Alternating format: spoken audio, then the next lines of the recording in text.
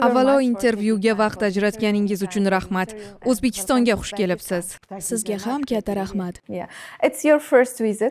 Bu sizning Yevropa xavfsizlik va hamkorlik tashkiloti amaldagi raisi sifatidagi O'zbekistonga ilk rasmiy tashrifingiz. Mamlakat va uning rivojlanish yo'nalishlari haqida qanday taassurotdasiz? It is indeed my first trip to Uzbekistan as chair Ha, of Uzbek bu mening nafaqat rais sifatida, balki umuman yurtingizga ilk tashrifim. Ochig'ini aytsam, men juda hayratdaman. Nafaqat ko'rsatilayotgan iliq mehmondo'stlikdan, balki mamlakatning rivojlanishidan ham. Avvalo, Toshkent juda chiroyli shahar. Jonli, harakatga boy, juda ko'p o'zgarishlar bo'lyapti. Meni eng ko'p hayratlantirgani iqtisodiy ochiqlik, biznes uchun imkoniyatlar, har bir insonning o'z hayotini barpo etish uchun ta'lim, jamiyat va iqtisodiyot orqali o'z yo'lini topish imkoniyati. Shu bilan birga, bu yerda inson erkinliklarini ochiq ravishda his qilish, kashf etish imkoniyati bor. Bu esa aynan Yevropa xavfsizlik va hamkorlik tashkilotining asosiy maqsadidir. That is essentially what we're here for as the OSCE. Shu o'rinda Yevropa xavfsizlik va hamkorlik tashkiloti faoliyatining 2025-yildagi ustuvor yo'nalishlari haqida gaplashsak, xo'sh, asosiy yo'nalishlar nimalardan iborat va bu kun tartibida O'zbekiston qanday o'rin tutadi? Aytib o'tish joiz, o'zaro hamkorlik uchun juda katta salohiyat mavjud. Menimcha, eng asosiysi demokratik jarayonlarni yanada mustahkamlashga xizmat qiladigan islohotlarni qo'llab-quvvatlashdir. Sud huquq tizimining mustaqil faoliyat yuritishi ham muhim. Bu jamiyatning rivojlanishi uchun ayniqsa ahamiyatli.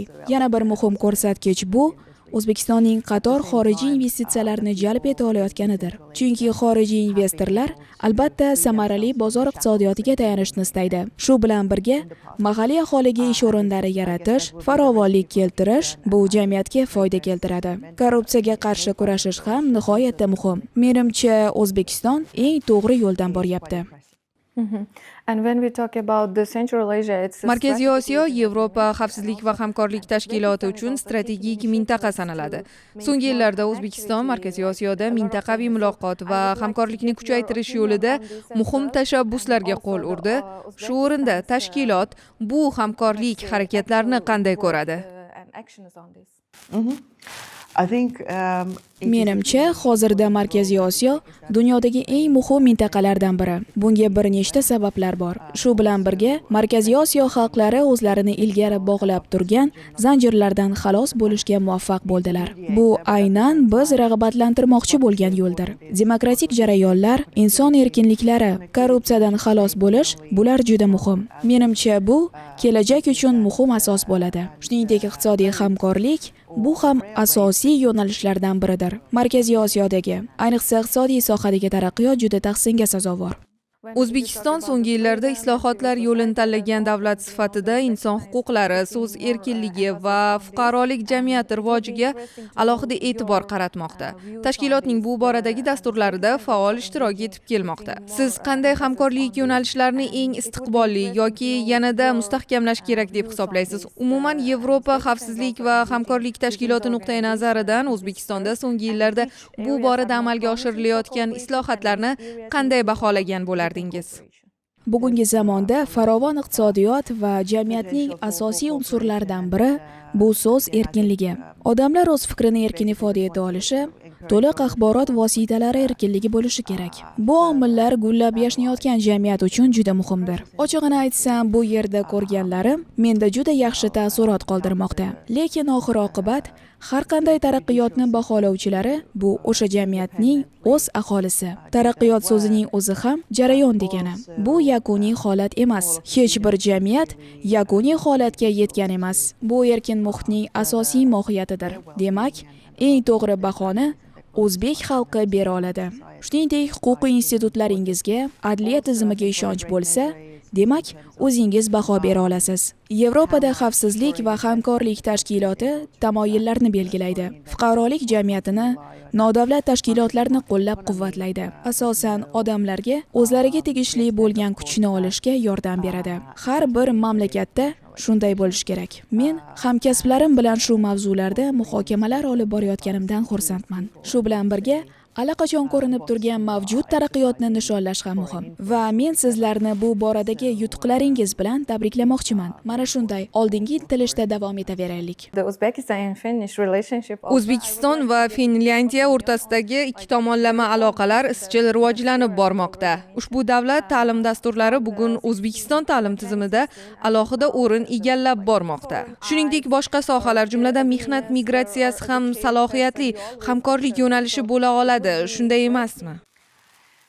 Aytishim kerakki, Finlyandiya nuqtai nazaridan eng muhim jihatlardan biri bizning o'zaro munosabatlarimiz juda yaxshi. Ikkala mamlakat o'rtasida, xalqlar o'rtasida aloqalar va mobil imkoniyatlar ham ko'p. Iqtisodiy tomondan ham bu yerda ko'plab Finlyandiya kompaniyalari faoliyat yuritmoqda.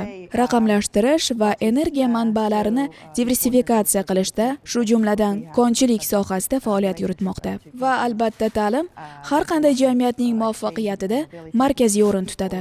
Asosan har bir insonga jinsi, diniy e'tiqodi yoki kelib chiqishidan qat'iy nazar o'z istaganidek inson bo'lish imkoniyatini ta'minlash muhimdir. Shuningdek, teng ta'lim olish huquqi ham juda muhim. Bu albatta korrupsiyasiz va faqat yutuqlarga asoslangan tizim bo'lishi kerak. Odamlar o'z mehnati, yutuqlari evaziga hayotda oldinga siljishi kerak va hech kim kamsitilmasligi lozim. Bu sizning migratsiya borasidagi savolingizga ham tegishli. Mehnat migrantlari kelib chiqishdan qat'iy nazar bir xil imkoniyatlarga ega bo'lishi kerak. Bu mahalliy aholi uchun ham foydalidir. Chunki bu qaysidir ma'noda iste'dodlar o'rtasidagi raqobat bo'lib, barchaning muvaffaqiyatga erishishiga yordam beradi.